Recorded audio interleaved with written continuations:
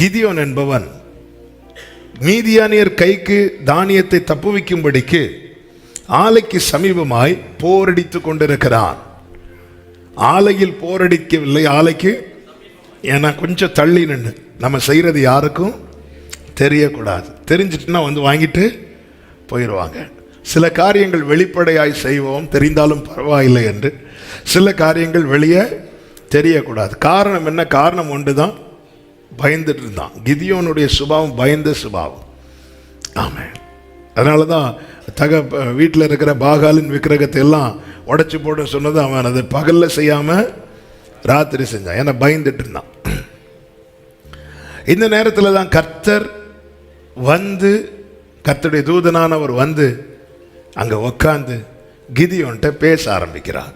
12வது வசனம்.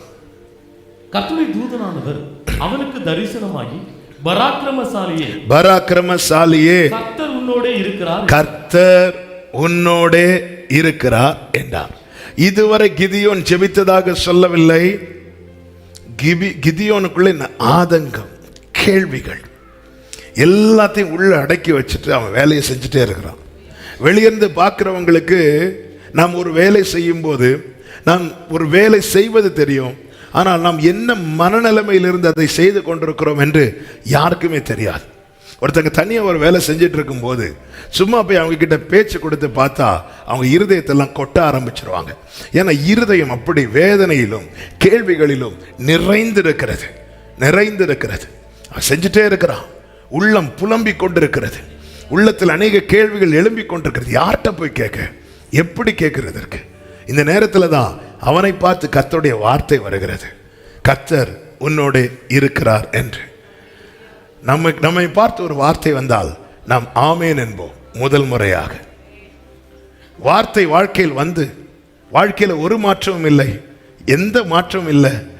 மீதியானியர் கைதான் பலத்து கொண்டே போகுது, சத்துருவின் கைதான் பலத்து கொண்டே போகிறது. இப்படிப்பட்ட சூழ்நிலையில் மீண்டும் அந்த வார்த்தை வரும்போது நாம் ஆமேன் சொல்ல மாட்டோம், நாம் பல கேள்விகள் தான் எழுப்புவோம். நாம் வார்த்தைக்கு ஆமேனும் சொல்லி இருக்கிறோம், அதே வார்த்தைக்கு இன்னொரு நாட்களில் நம்ம கேள்விகளும் எழுப்பி இருக்கிறோம். இப்படிப்பட்ட நிலையில் இருக்கிறவர்களோடு தான் கர்த்தர் இந்த நாளிலே பேச போகிறார். இவனை பார்த்து வந்த கர்த்தருடைய வார்த்தை என்ன தெரியுமா? கர்த்தர் உன்னோடு இருப்பார் என்றல்ல, கர்த்தர் உன்னோடு இருக்கிறார். இந்த வார்த்தை வந்ததும் அவன் வைத்த கேள்விகள், முதல் கேள்வி என்ன தெரியுமா? அதற்கு அடுத்த வசனத்தை வாசிங்க. ஆண்டவனே, கர்த்தர் எங்களோடு இருந்தால், கர்த்தர் எங்களோடு இருந்தால் இவையெல்லாம் எங்களுக்கு நேரிடுமா? இதான் முதல் கேள்வி. நீங்க சொல்றீங்க கர்த்தர் உன் கூட இருக்கிறார்னு. என்னுடைய கேள்விக்கு நீங்க பதில் சொல்லுங்க. கர்த்தர் ஏன் கூட இருந்தா ஏன் இப்படி நடக்குது? கர்த்தர் ஏன் கூட இருந்தா எதனால இப்படி நடக்குது? இல்லைன்னா எனக்கு சொல்லுங்க, நான் உன் கூட இல்லைன்னு சொல்லுங்க, நான் புரிஞ்சுப்பேன். நீங்க என் கூட இல்லாததுனால இது நடக்குது. மார்த்தாள் மரியாள் என்ன சொன்னாங்க? நீங்க இருந்திருந்தா இப்படி நடக்காது. ஏன்னா இயேசு அங்க இல்ல, அதனால இப்படி நடந்துச்சுன்னு அவங்க சால்வ் ஆகுறாங்க. ஓகே, இயேசு இல்ல, அதனால இப்படி இருந்திருந்தா இப்படி நடந்திருக்காது. ஆனா கிதியோன் விஷயத்தில் அப்படி இல்லை. கிதியோன் வாழ்க்கையில மீதியானியருடைய கை ஓங்குகிறது. கர்த்தர் சொல்லுகிறார், கர்த்தர் உன்னோட இருக்கிறார். அப்போ கேள்வி, ஆண்டவர் நீங்க இருக்கிறீங்கன்னா ஏன் இது நடக்குது? ஏன் நான் கஷ்டப்பட்டு சம்பாதிக்கிறத மீதியானவர் வந்து எடுத்துட்டு போறான்? அவன் எடுத்துட்டு போறான், கொஞ்சம் மீதியை கெடுத்துட்டு போறான். நீங்க சொல்லிட்டே இருக்கிறீங்க, நான் அவன் கூட இருக்கிறேன், நான் கூட இருக்கிறேன், நான் கூட இருக்கிறேன். நீங்க ஏன் கூட இருந்தா ஏன் இப்படி நடக்குது? இந்த கேள்வி எப்பொழுது வந்துச்சு தெரியுமா? வார்த்தை வந்த பிறகு. வார்த்தை வரும்போது நம்ம கேட்க மாட்டோம், ஆனா நம்ம இருதயம் கேள்வி எழுப்பி கக்கி கொண்டு இருக்கிறது. பேசுறதுல நல்லா தான் பேசுறாரு. ஆமே, எனக்கு ஏற்றார் போலதான் பேசுறாரு. ஆனா கூட இருக்கிறேன்னு சொல்றாரு. ஏன் இப்படி நடக்குது? எதனால இப்படி சம்பவிக்குது? அவர் இல்லாததுனால சம்பவிக்குதுன்னு நான் சொல்லலாம். மார்த்தாள் மரியாள் மாதிரி கொஞ்சம் சால்வ் ஆகல. என்ன, ஆண்டவர் இருந்திருந்தா எப்படி? ஆனா கர்த்தர் இருக்கிறேங்கிறாரு, நான் உன் கூட தான் இருக்கிறேங்கிறாரு. நீங்க என் கூட இருந்தா மீதியானியன் கை என் மேல ஓங்கும் ஆண்டவரே. என் தானியத்தை சத்துரு தனக்கு ஆகாரமா எடுக்க முடியுமா ஆண்டவரே?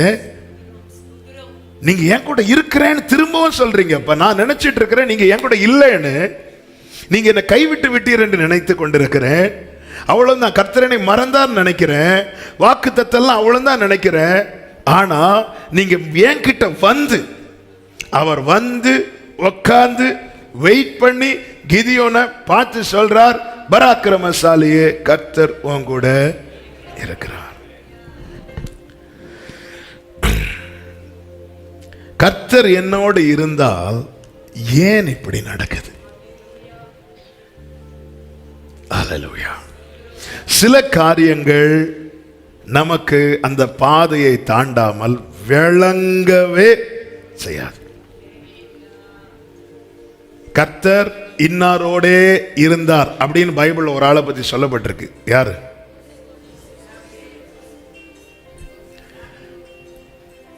கரெக்டா சொன்னீங்க. தாவீதோடும் இருந்தார். ஆனா அதுக்கு முன்னாடி சீனியர் யோசேப். எங்கெல்லாம் சொல்லப்பட்டிருக்கிறது? எங்கெல்லாம் சொல்லப்பட்டிருக்கு? சிறைச்சாலையில் இருந்தபோது கர்த்தர் யோசேப்போடே குழியில் தூக்கி போடப்படும் போதும் கர்த்தர் யோசேப்போடே இருக்கிறார்.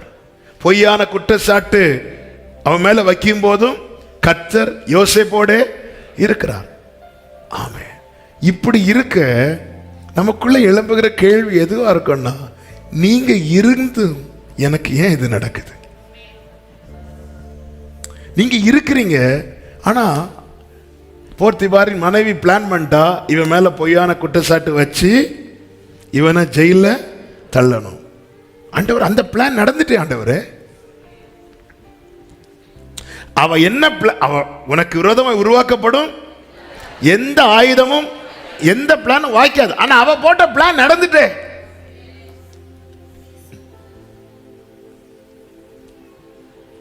விழணும்னு சத்துரு பார்த்துட்டு இருக்கிறான், விழுந்துட்டேனே.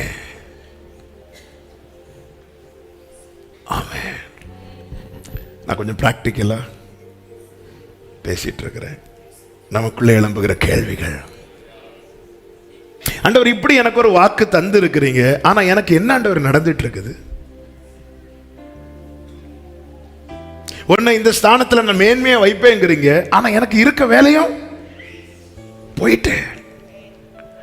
ஆண்டவர் நீங்க சொல்றது போல நீங்க என் கூட இருந்தா இது ஏன் நடக்கணும்?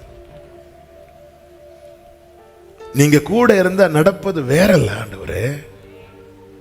நீங்க கூட இருந்தா என் முன்னாடி வாசல் திறக்கப்பட்டிருக்குமே, என் முன்னாடி இருக்கிற எரிகோ விழுந்திருக்குமே, எனக்கு விரோதமா எழும்புகிற நாவுகள் இச்சகம் பேசி அடங்கி இருப்பார்களே, என் தேவைகள் சந்திக்கப்பட்டிருக்குமே, என் ஜெபத்துக்கு பதில் கிடைத்திருக்குமே, நான் இன்று வாழ்ந்திருப்பேனே, நான் சுகித்திருப்பேனே, நான் நிலைத்திருப்பேனே.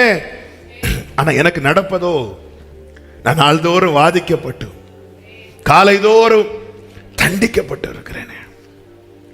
ஏன் ஆண்டவரே? இப்போ கேள்வி என்ன கேள்வினா, உண்மையிலே கர்த்தர் கூட இருக்கிறாரா? எப்பொழுதெல்லாம் இந்த கேள்வி வருது அப்பொழுதெல்லாம் கர்த்தர் சொல்லுகிற வார்த்தை, நான் கூட இருக்கிறேன். கர்த்தர் நம்மோடு இருக்கிறதை எப்படி அறிந்து கொள்ளலாம் என்பதை நான் அடுத்து கொஞ்ச நேரத்தில் சொல்றேன். ஆனா ஒரு தேவ பிள்ளை நல்லா புரிஞ்சுக்கணும், தேவன் எதற்காக இதை அனுமதித்தார் என்று பல நேரத்தில் நம்மால விளங்கி கொள்ள முடியாது.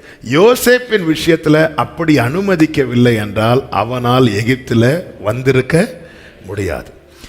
கிதியோன் விஷயத்துல இப்படி மீதியான இந்த இஸ்ரேல் விஷயத்தில் இப்படி அனுமதிக்க காரணம் என்ன? இஸ்ரவேலருடைய பாவம். யோசேப் விஷயத்துல தேவன் அனுமதிக்க காரணம் என்ன? யோசேப்பு குறித்த தேவ திட்டம். தேவன் ரெண்டு விதங்களிலே அங்கே அனுமதிக்கிறதை நம்மால் பார்க்க முடிகிறது. ஒன்று, தம்முடைய திட்டத்தை நிறைவேற்ற சில காரியங்களை அனுமதிக்கிறார்.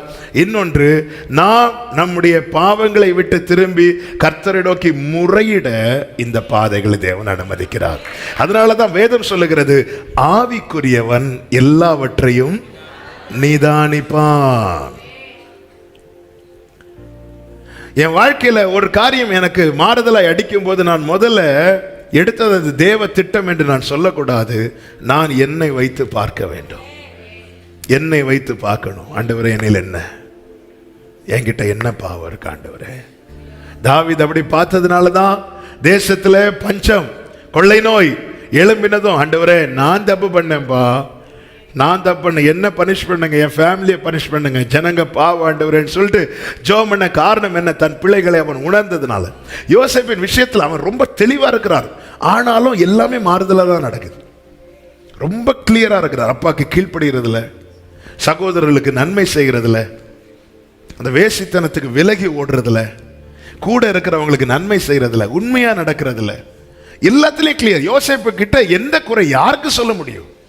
ஆனாலும் எல்லாம் மாறிதான். ஒரு பாவம் செய்த இஸ்ரவேலருக்கு எல்லாம் தலைகீழ நடக்கிறது போல கர்த்தருக்கு பிரியமா வாழ்கிறவன் வாழ்க்கையிலையும் தலைகீழ நடக்குது. ஏன் இப்படி நடக்குது? ஆனா 2 இடத்துக்கு சொல்லப்பட்ட வார்த்தை, கர்த்தர் கூடவே இருக்கிறார். ஹல்லேலூயா. கர்த்தர் கூடவே இருக்கிறார். யோசேப்பின் வாழ்க்கையில அந்த குறித்த நாள் வந்தபோது தேவ திட்டம் நிறைவேறினது. இஸ்ரவேலர்கள் என்ன செய்தார்களாம்? தேவனை நோக்கி முறையிட்டார்கள். தேவன் ஒப்பு கொடுக்காமலும் தேவன் அனுமதிக்காமலும் நம்முடைய ஒரு முடி கூட கீழே விழாது.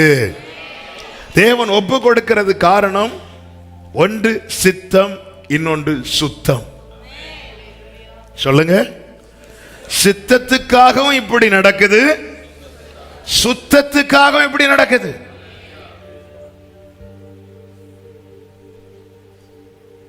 என் வாழ்க்கையில் தேவன் இப்படி நடத்துகிறார். ஒன்று சித்தத்தை நிறைவேற்ற, இன்னொன்று சுத்தமாய் வைக்க. உமக்குகந்த தூய இந்த உடலை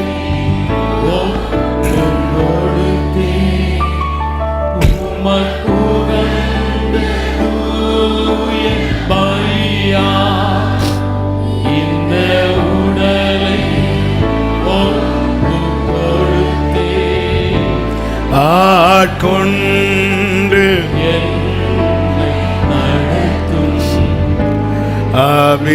அபிஷேகம்.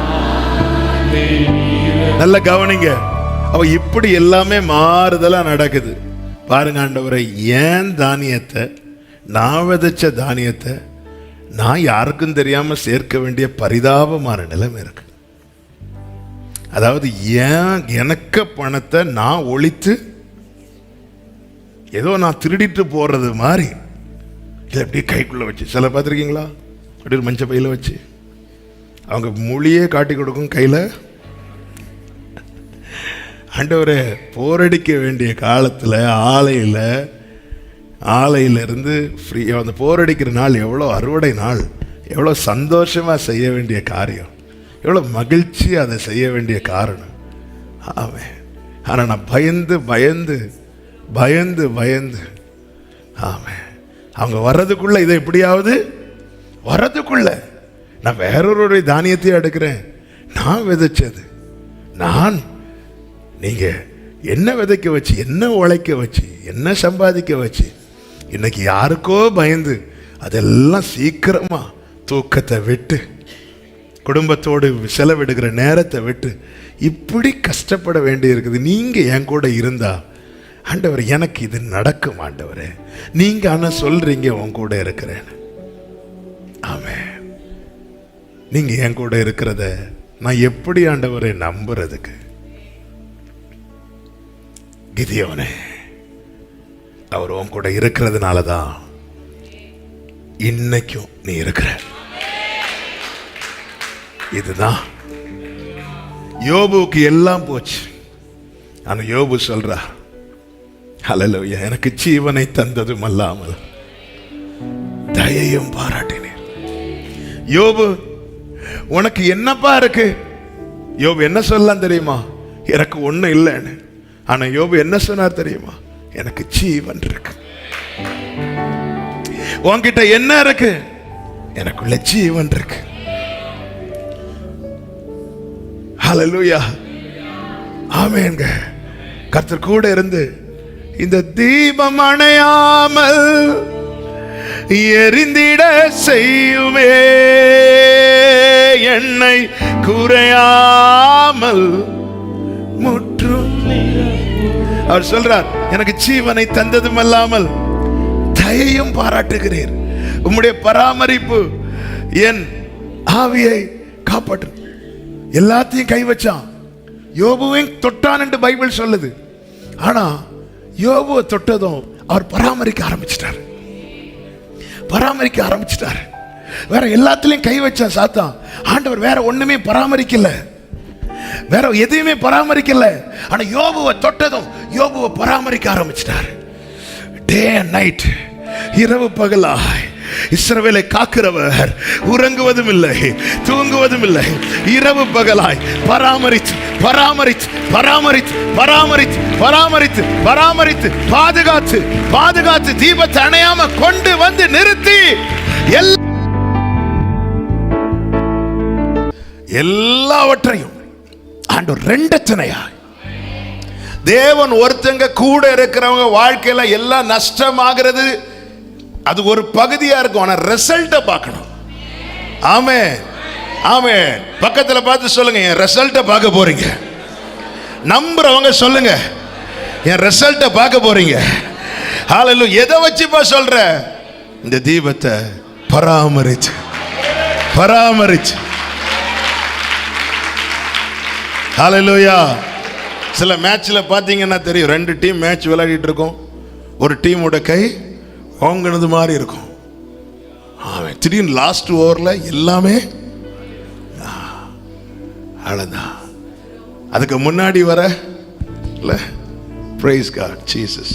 ஆமென் ஆமென். கர்த்தர் நல்லவர். ஹalleluya.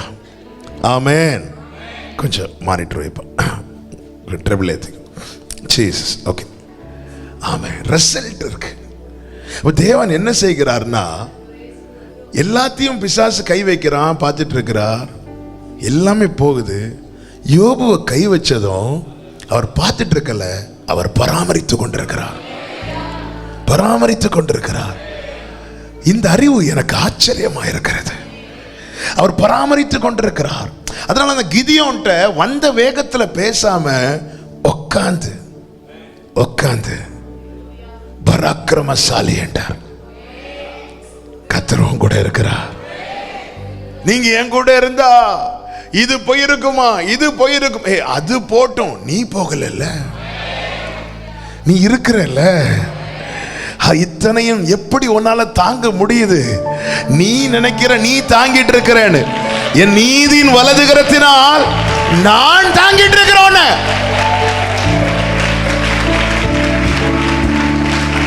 ஹalleluya. நாம நினைக்கிறோம் நாம எல்லாத்தையும் சுமந்துட்டு இருக்கிறோம். இல்லங்க, நம்மையும் சேர்த்து அவர் சுமக்கிறார். ஹalleluya. பிறந்த நாள் முதலா தோளில் சுமந்தீரே,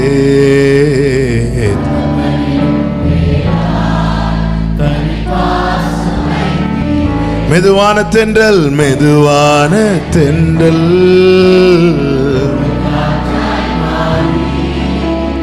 அடித்த வேளையிலும் என்னை கீழே.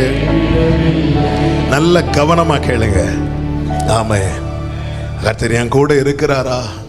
கேள்வி வார்த்தைகள் வரும்போது, கேள்விகள் வந்ததும் ஆண்டவர் உடனே உன்கிட்ட போய் பேசின பாருன்னு சொல்லல. ஏன்னா நம்முடைய இருதயத்தை அவர் அறிவார்.